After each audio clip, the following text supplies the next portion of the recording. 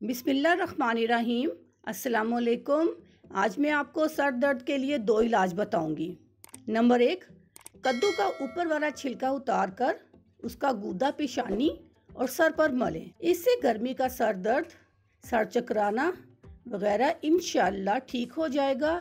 Number 2, सौंफ 1 खाने का चम्मच पानी में अच्छी तरह पीस लें या फिर इसको दोरी डंडे में कूट लें।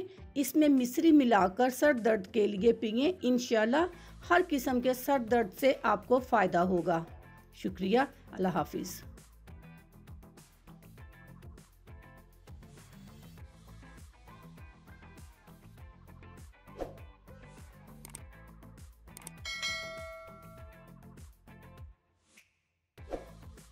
अगर आपको हमारी वीडियो अच्छी लग रही है तो हमारे वीडियोस को लाइक करें और अपने सब दोस्तों से शेयर करें और साथ हमारे चैनल ऑनलाइन रेमेडीज़ को सब्सक्राइब करना ना भूलिएगा।